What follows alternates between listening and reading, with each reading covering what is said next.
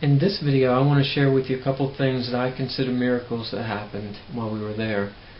One of the first things, most every night before the celebrations, before the Jesus celebrations, we would go out into the city, like right around the square where we were at, and pass out tracts or pass out invitations that were in Arabic, about the celebration.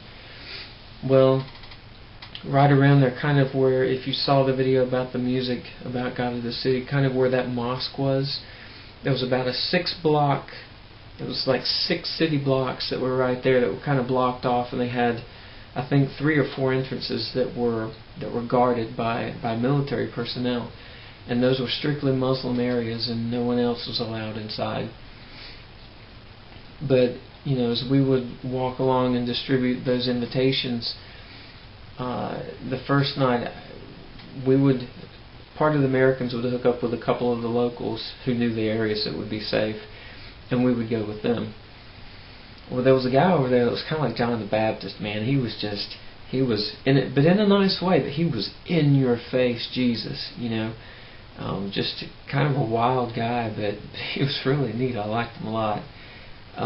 He played the guitar as well. But so anyway, so we're walking along, and maybe this was the second night that we did this. I think it was. But we walked past the first entrance, and this guy, because the gates were guarded by Lebanese soldiers, so as we walked past the first one, the guy turned around, the local guy that was the crazy guy that was with us, turned around and said, "I want to see if I can get us in." So he goes up to the guard with the tracts, and he's like, "Hey," and he talks with him and stuff. And the guard's like, "Nothing doing, man. You're not getting in here. I can't do that." So he was like, So we kept on walking. We came to the second entrance that was again guarded by a guy, but he was kind of like away from his post. He was maybe 15 feet away from the gate, and he laid his gun down. Well, I thought, you know what? I'm going to go give one of these invitations to the officer. I mean, what harm can that do? So as I started walking over towards him, he sees me coming, and he looks over, and there's his gun way over there. So he starts walking over and picks up his gun and puts it on. Not in a threatening way, not like he was getting ready to point it at me, but just kind of one of those things like, well, here comes somebody, I better get back to my post kind of things. But as I came up, I offered him one. He didn't speak English, and I didn't really speak hardly any Arabic at that point either. So, but through sign language, he basically said, I can't accept it. And then I started to turn around and walk off, but he looked at me. Then he looked down at the tracks that I had. He looked back up, and he looked in there. He looked that way, like the place was over here, and he gave me the head nod. He was like, "Go on in." And I said, "What, really?" And I even had the tracks up, and I said, "I can go in?" And he gave me one of these. It was like, yeah. He said, "Go on in." So I called the guy that had tried to get in before, and I was like, "Dude, come on, let's get in." So we started walking in. We got about 20 to 25 feet in, and this guy comes walking out, and then we were like, we were busted. And the guy said, "No, fellas, I can't let you do that. You're going to have to leave." So he was a Muslim guy. But he was friendly. He wasn't rude. He wasn't like throwing things at us or anything. But he was kind of like laughing, like, "Yeah, I know what you guys are trying to do, but you can't do it." So, so the wild guy was talking to him for a bit, and so we he basically kicks us out. But so just before I turned to start walking up, he looks at me, and he looks down at the invitations, and he grabs about, I don't know, maybe 10 or 15 of them out of my hand and smiles at me, gives me this little wry grin, and he turns back around and he starts walking into the place. I have no doubt that the guy went in and passed out a few of them for us.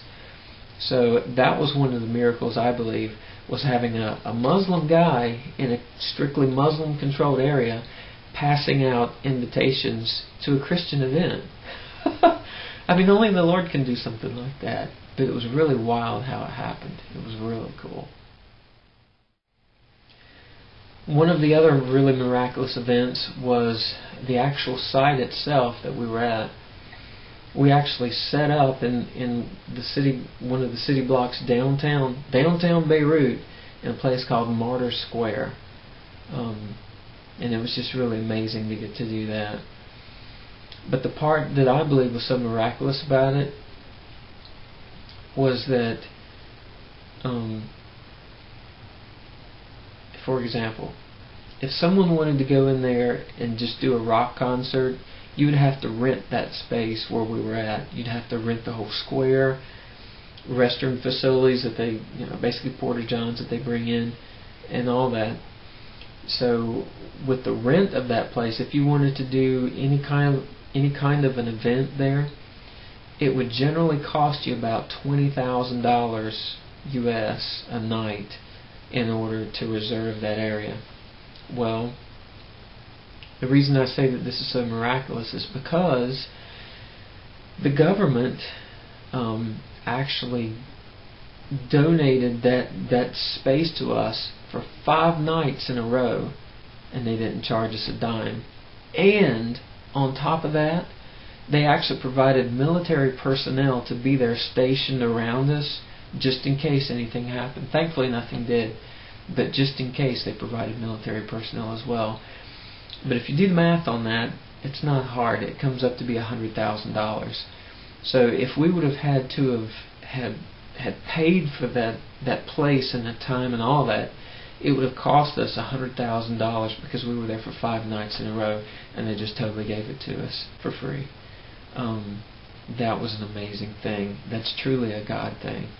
And that, again, that's just representative of what the Lord is actually doing over there. It's tremendous how He's moving. And I'm so excited that I was a part of that.